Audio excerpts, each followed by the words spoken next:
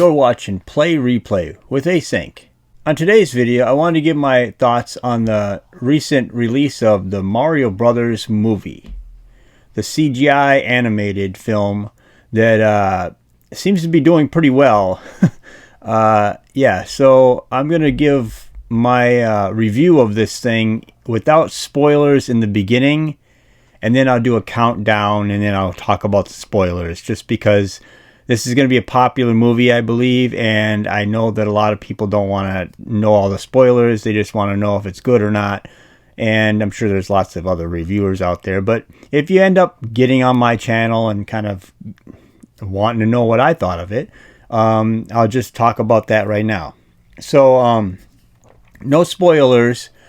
The movie holds true to the Mario video games. So if you're not a Mario video game player, or you're not into any version of Mario, which Mario's been around since I was a kid. So if you're not in that age group from kids today to back 40 years ago, then probably 40 a lot longer than that. Anyway, so that age group should know Mario anyway. So since the beginning of Nintendo in the US, you should probably know who Mario is. He's a very iconic character. But basically what the video games are is what you'll see in this movie. You'll see what the video games are all about. This is probably, from my point of view, the best video game movie. I mean, it just holds to the video games as much as possible. It tries to give you a mix of everything Mario, Mario Kart, Mario Brothers, the oldest Mario game, the one where Donkey Kong's throwing down the barrels and all that stuff. You get a mixture of everything in this movie. So you get a good blend. And it's a very family-friendly movie. There's no agendas. There's no woke stuff really in this movie. I shouldn't say really. There is no woke stuff in this movie. And I think that's the reason why this movie is going to do really well, is because there's no agendas to push. There's nothing that you have to worry about. There's no craziness that needs to be pushed on kids or anything. It's just a good old-fashioned family fun movie. And it's fast-paced so that you're not bored. This movie will not bore you at all. This movie has a lot of movement. It tells a story. I mean, the Mario story is not the most intricate, masterpiece story of all time, but it's a story, and this is literally the beginning of the Mario Brothers. So you get to see how they become the Mario Brothers in the world and all that stuff. So I think that's cool that they did that too. So that's something to think about when you go to see this movie. But I think it's a great movie for families, grown-ups and kids. It's a great movie for everyone. There's nothing in this that's it doesn't speak to the adults. It's not like one of those movies that has an not agenda, but it's not like one of those movies that talks, jokes for the adults and then stuff for the kids. This one really sticks to kids for the most part. But if you're a Nintendo fan and you know all the Mario stuff, this will speak to you as a fan. So that's why this movie is such a good movie as far as I'm concerned. So anyway, no spoilers. It's a good movie from beginning to end, and you'll enjoy it. If you like Mario Brothers, if you like movies like that, Pixar type movies, all that, whatever. This is a good movie. So anyway, I'm going to get into spoilers now, okay? So 1, 2, 3, please turn it off if you don't want to be spoiled. Now I'm going to spoil everything, okay? So turn it off if you don't want to be spoiled. Okay, thank you. So now getting into spoilers, I guess I'm going to start off with my take on Mario. The movie started at 5 o'clock in the afternoon. That's what time it said on the ticket that the movie was supposed to start. Now this is kind of on the side. This is not really the movie Mario so much, but this is something I just kind of want to complain about. Has nothing to do with Mario, okay? Has something to do with whoever puts these commercials in, because the movie didn't actually start until 5:20. So for 20 minutes, we had to watch commercials upon commercials upon commercials for 20 minutes in this movie. I could not believe how many commercials they packed into this movie.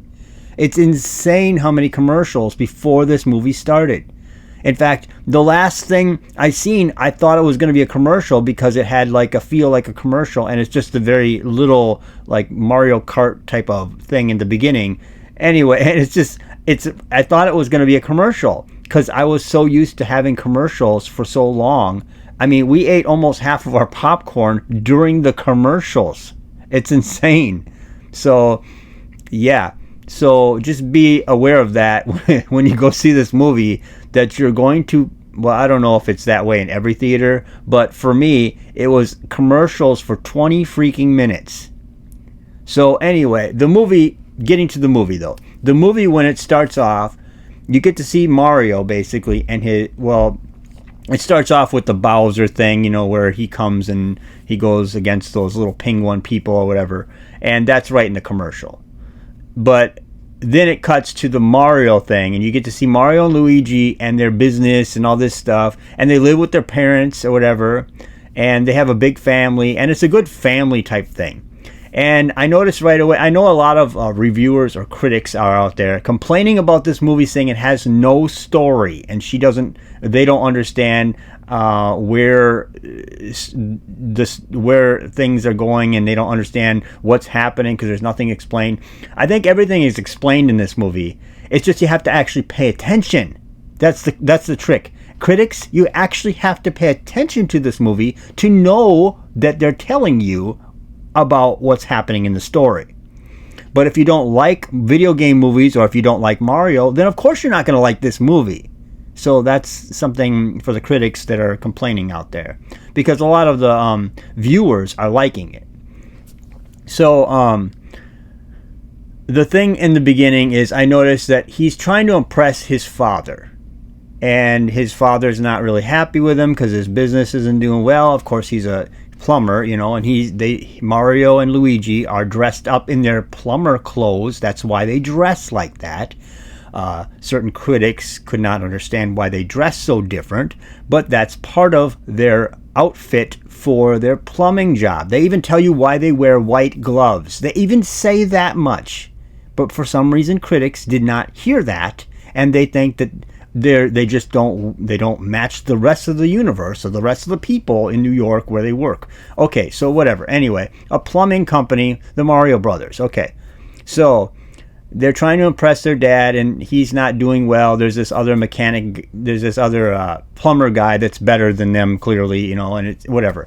And so they end up going and whatever, trying to impress their dad or whatever, trying to get a job, all this stuff. But they end up going, it's not really a lot of story in the beginning there. It just gets you enough to know that Mario's trying to impress his father. Anyway, and then he ends up going through the sewer and all this stuff, and then they go down through this pipe that basically sucks them into the Mario world. The whatever kingdom, Mushroom Kingdom, I think it is. Anyway, and then they actually end up there, but Luigi and Mario get separated. Luigi gets sucked through the pipe, and he goes into the Bowser dark region or whatever, and then Mario ends up in the Mushroom Kingdom, wherever he meets Toad. So that basically kind of sums up that. And of course the Luigi thing, kind of, you get a feel for like Luigi's Mansion a little bit, with this haunted mansion type of thing that he goes through, which is kind of cool. I kind of wish he'd have like the vacuum type of thing and some ghosts, but I think they'll do that in probably part 2. But Mario ends up meeting up with the princess, and through Toad and all that stuff. And the princess, now, that's one thing that a lot of people that are they're anti-woke and all that stuff. There's some people that point out that she's a girl boss, and that's one of those things that woke stuff usually puts in movies. They always try to make the woman more powerful than the man, and they're always like basically pushing the man around and whatever. He's just a dummy type of thing. And Peach in this is not going to be the girl in distress, being, whatever. In this one, Luigi is the one who needs to be helped. Because Princess Peach, this makes sense to the story too. She has to be princess, right? The princess of the Mushroom Kingdom. So how is she going to be the princess and be a competent princess if she suddenly is captured right away in this movie? So I can kind of see why they did this. But there is a little bit of I think there was another script and some of it got into the movie and not all of it, obviously. And I think it was cut before it got woke or whatever. Because there's one line she says when Mario and her are going to go whatever to this other kingdom, and they're going to basically go to Donkey Kong and stuff, and they're going to go down this pipe, and she says to her to the toad like people, whatever they are anyway, that he doesn't matter, and then they just go down this tube or whatever. It's like, well, why would you just say that he doesn't matter? And then later on, though, you find out that Mario does matter. And he is the hero that you want. So there's no worries there. It's not woke. But that little line made me think that there was more written for her to be kind of a girl boss. But I have a feeling that Nintendo stepped in and kind of said, no, we're not going to do that. We're going to keep this true to the Mario mythos and all that stuff or whatever. So they stuck to it and they did a great job, I think. So Princess Peach, she does say he's not important, though. That's when they ask who is he or whatever. And I don't know if that was a woke thing that was supposed to be in there. I don't know. But it turned out okay for everybody. So then they go to the Donkey Kong kingdom, I guess, jungle, whatever. And then they meet with Donkey Kong's father, like the king or whatever. And whatever, they have this basically like a gladiator type event where Donkey Kong gets to fight with Mario just because Princess Peach and Mario want to have the army of Donkey Kong's father or whatever, all the monkeys or whatever and apes, to go to war with Bowser, So you get that, and they fight it off to get to whoever wins, obviously gets this army that will protect the Mushroom Kingdom and all that. So, and then that's when you get like the original classic Mario Brothers, where you get the Donkey Kong throwing the barrels down and stuff. And then also you get Mario turning into the cat suit in this. You also get him turning into the micro Mario, the little one. So you get that mushroom in there too. But you also get the whole thing where he basically gets turned into the cat thing, and I know some critics didn't understand that because they haven't been playing Mario Brothers games, so they don't know about the cat suit. Okay, so if you don't know about the cat suit, you don't know about all the different things that Mario can put on or whatever to do different things, then I guess you shouldn't be watching this movie. It's not for you. So anyway, the cat suit and everything, he wins with the cat suit or whatever, so whatever. And they get the army and whatever. Then you get to see the Mario Kart stuff. And that is freaking awesome. You actually get to customize your vehicle just like in the video game in the Mario Kart stuff. And then he gets his, and Princess Peach gets her bike or whatever. And you get all these vehicles. Donkey Kong gets his, and and then there's a little funny scene with what's his face? Toad. And he has this giant, oversized, monster truck type thing. Anyway, and then you get this battle on the road or whatever because of Bowser and stuff is. And then all through all of this,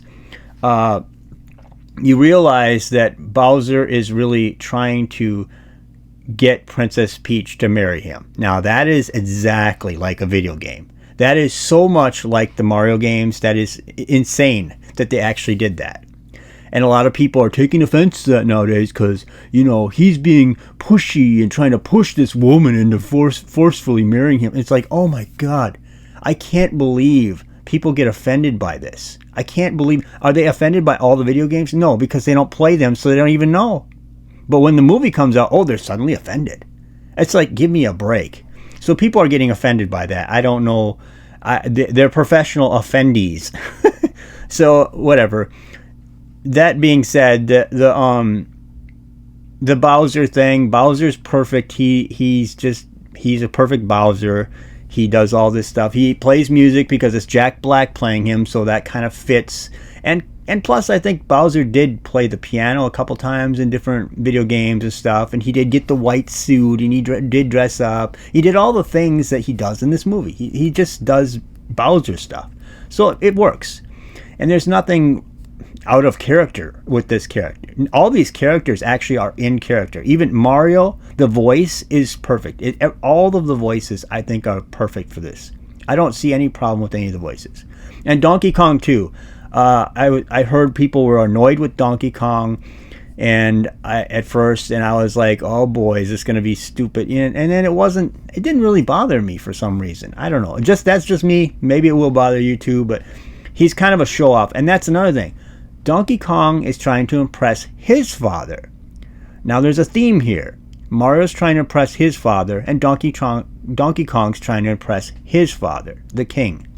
So that is kind of a theme. And I like that theme because they don't make movies about little boys trying to impress their fathers anymore because, we have to have social justice and all this other crap. So little boys end up getting trained in all this other crap in movies, and they get left behind because it's always about the woman taking over the man's role, and the woman doing better than the man. Woman's always smarter than the man. And there is a little bit of that in this movie when Mario gets trained to do all of the jumping and all that stuff and hitting the blocks and all that, because Princess Peach has lived in this kingdom for her whole life, so she knows how to do that. And of course there's a little line where she knew how to do that. She did it all in the first run, which is kind of pathetic, but they put that in there, whatever. Okay. So anyway, but yeah, and then also you also get to see Princess Peach did come from our world at some point through the same pipe that Mario came through, and then the little Toad people raised her, and then they made her queen. So you get backstory even. So the people that say there is no story in this movie did not actually watch it. They didn't even pay attention to it.